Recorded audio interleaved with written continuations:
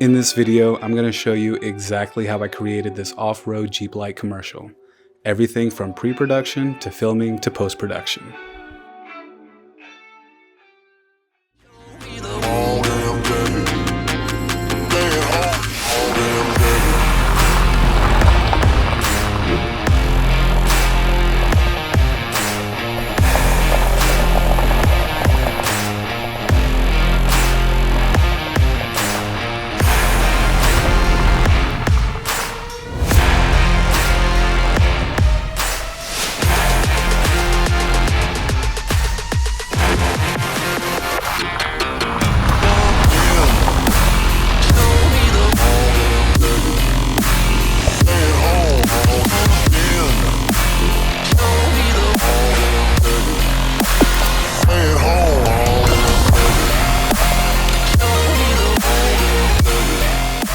Welcome back to another video. If you're new here, welcome. I'm Charles Lucky Almazar, videographer, cinematographer, and commercial photographer since 2017.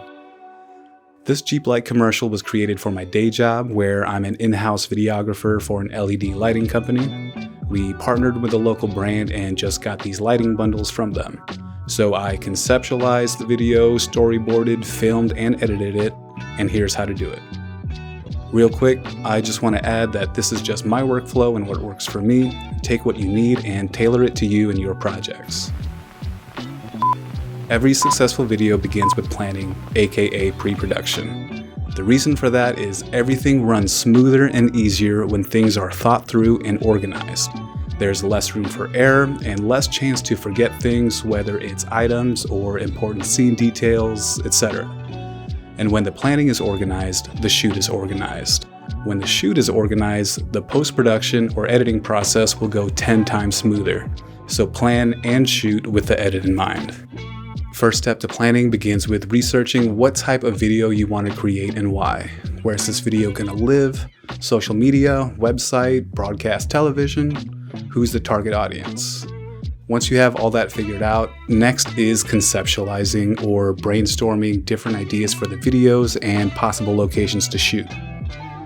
This video will be a 4x5 video for a social media ad with graphics around the video. It flows throughout and loops to the beginning, so there's all these whips and pans that we'll get into in just a bit. My next step would be to create and lock down the script and base the visuals and audio in accordance with the script. This video doesn't have dialogue, so I went straight to planning the AV. And though it would be best to create a shot list and a storyboard, I sometimes just create one or the other, depending on the type of video or how intricate it is. For this Jeep video, all I did was create a storyboard. Excuse my crude drawing skills, but it does go to show that you can create videos that look like this, that come from sketches like this. If it makes sense to you and you can communicate the vision to others, that's what matters. Of course, if you have a bigger crew and a higher end production, it would be best to hire a professional to create the storyboard. Assuming you thought about the possible locations you could shoot your video, it's time to book the location if possible. Since this was just a public park, we went during the weekday at 2 p.m. when there weren't that many people around. And at some point during the planning process, it's always a great idea to choose the song you want to use and listen to it over and over again. You can do that in the post-production process, but again, the more you plan in the beginning, the better the whole process will be. Since I picked out the song before filming, I was able to get the rhythm and tempo in my head, which helped me to know how fast or slow my movements should be when I'm filming each clip. Which brings us to the next step, filming. The gear I brought with me was hella minimal. Here's that list, and here's what my camera settings were. I shot in 60 frames per second so I can speed up and slow down the footage in post. And this is pretty much what it looked like the day of shooting. Me in one spot, looking like I'm having a seizure, repeating the same motions until I nail the composition, focus, and movements. These are the whips and pans. It's like making a transition in camera. The motion at the end of one clip matches the motion of the beginning of the next clip. There are a couple steps we'll do in post that we'll touch on later to level up these transitions. But a couple tips for having stable handheld shots is number 1, your grip. Having multiple points of contact. Right hand gripping the side, left hand under the lens, shoulders relaxed, arms tucked in close to the body, creating tension with the neck strap, and using your body to do the movements. Use your arms as least as possible. Number 2 is in-body stabe. I cranked up the stabilization as high as my camera allowed. And number 3 is controlling your breath. Either slowly inhaling or slowly exhaling during one movement will help a shoot ton. I also stayed in one spot, repeating the motions and reviewing the clips until it was as near perfect as it could be, plus having 1 or 2 more for safety before moving on to the next clip. When it got dark, I repeated the same exact shots from the storyboard, but with the lights on, and that's how I was able to layer the clips and create those day to night shake transitions. Speaking of post-production, once we get all the shots we need, that's the next step.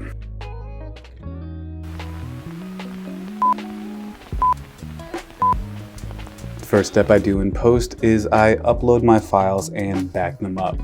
SSDs and hard drives fail after some time, so it is best to have backups in multiple places. To help speed up the process, I have template folders that I copy and paste and rename for every project. If you want to see more on that process, check out this video here. Second step is the skeleton process. I review my footage and load my timeline with the best version of each shot from the storyboard in order.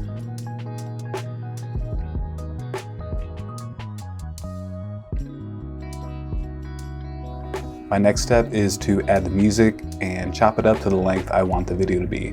I zoom in and stretch the audio to see these lines better. I listen to the tempo and do my best to match it up perfectly so I don't have to doctor it up. But since that's not always the case, sometimes I use this exponential fade transition and adjust the lengths of that and the song until it sounds seamless. There's tons of other techniques you can do, but this is just a quick and easy way. The fourth step I'll do is trim the clips and add speed ramps to match the beat of the music.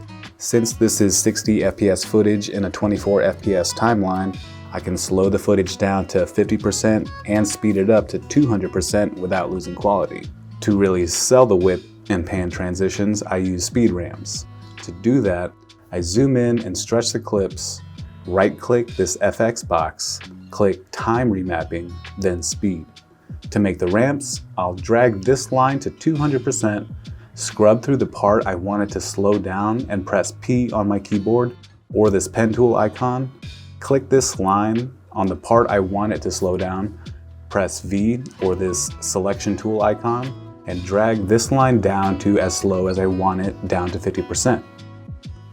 There, now it's fast to slow. To make it a smooth ramp, I'll drag this part here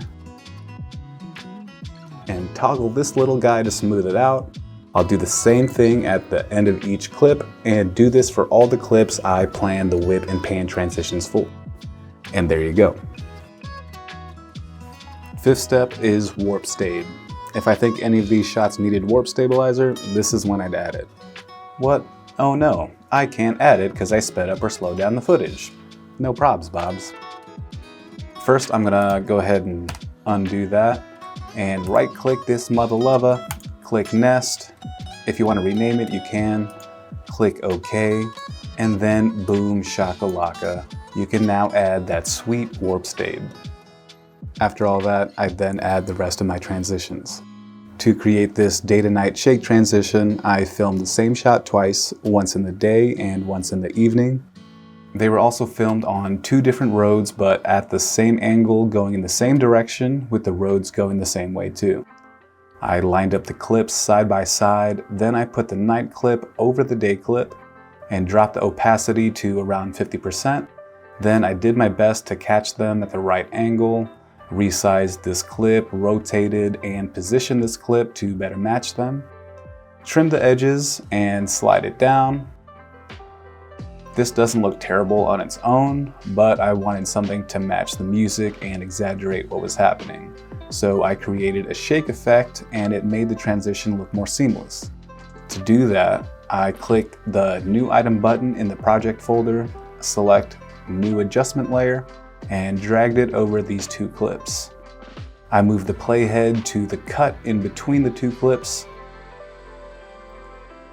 move back 1 second and make a cut in the adjustment layer and delete the rest. I do the same on the other side of the cut, so I have a perfectly symmetrical adjustment layer. Now I search Transform in the Effects tab and drag that onto the adjustment layer. In the Effects control under Transform, I set a keyframe in the beginning of the clip for position and scale by clicking the stopwatch icon.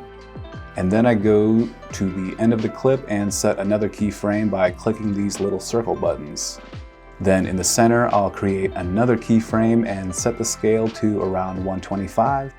Then by using the left arrow key, I move back 3 frames and use the position X and Y values to reposition the video so it's in the bottom left corner.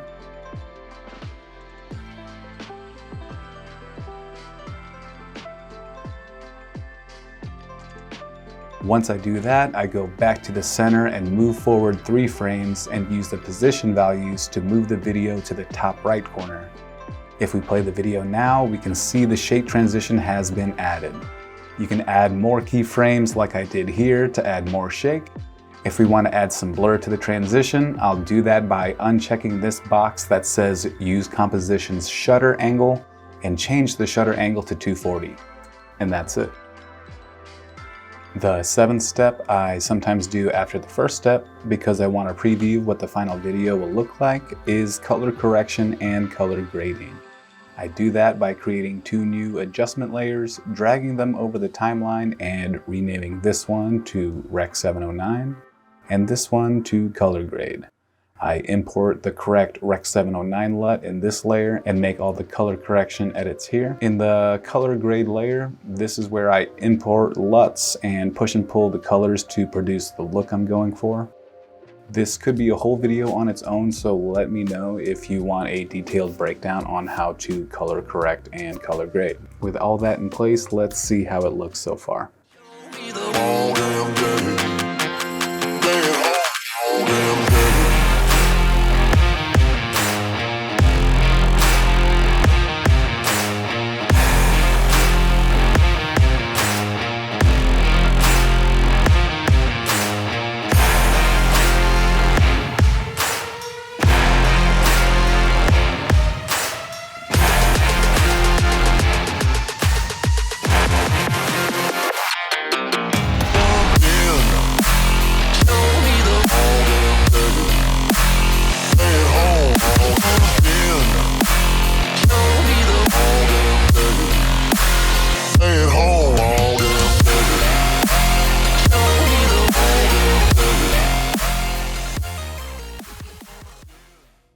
Not bad, but I want to feel like I'm in the video, and I do that by adding sound design.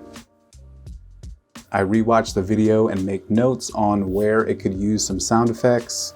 To get sound effects, you can record them yourself. Go to websites like freesound.org for free sounds, or I like to check Epidemic Sound first for the ones I need. It's as easy as searching for the sound you want, downloading if it's the right one, and adding it to your timeline.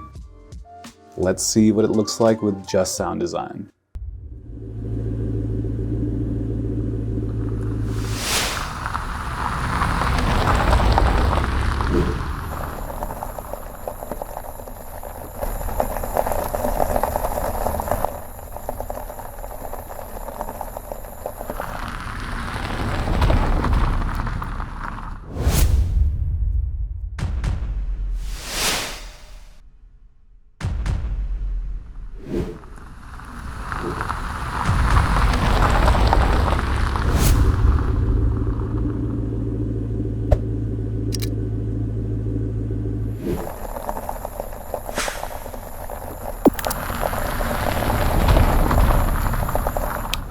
Pretty sweet, I think. After adjusting the volumes of the sound effects with the music and everything so that it doesn't overpower one another. 9th step for me is to add any graphics, and I also create a list for this too. Again, it helps me to not miss or forget anything. I save the graphics last because the more footage and crazy transitions I add, the more it bogs down my PC, so I just do it at the end. Last step for me is to review and export. If you want a detailed breakdown on my export settings, again, just let me know. After it's exported, I'll review the video on my PC with the speakers, and again on my headphones. Then I'll download it to my phone and watch it on there with the phone speakers and another set of headphones. And lastly, in my car, listening to it through my car speakers. If everything looks and sounds good on all those devices, I'll send it to the client for their review. Alright, final tips. Along with the storyboard and shot list, it's a good idea to get in the habit of creating a call sheet and giving that to everyone involved. The crew, the cast, and the clients. It's a daily filming schedule based on the shot list, containing important information like the location, cast call times, and organizing the shots needed in a schedule that has realistic time frames, including things like setup and breakdown, will help keep you on track and on time. If you're trying out new techniques or settings you haven't used before, make sure to practice. Practice, rehearse, and get some test shots of the location and time of day you'll be shooting if possible. Arrive early to have plenty of time to set up. Make sure if you're working with a client that they know you'll be arriving early and at what time, and the time you need to pack up your gear. But that's it. All that and you've created a commercial. And again, this is just what works for me. I trust that you'll adjust these steps as you see fit and with what makes sense for you. But all in all, I hope you enjoy the process. If you made it this far, I sincerely appreciate you and wish you the best in all your endeavors. If you got any value from this video, please drop a like and a sub. Do that and I'll continue creating this type of content for free. If you have any questions over anything we went through in this video or what you want another tutorial on, please let me know in the comment section below. Have a nice day and see you in the next one. Peace.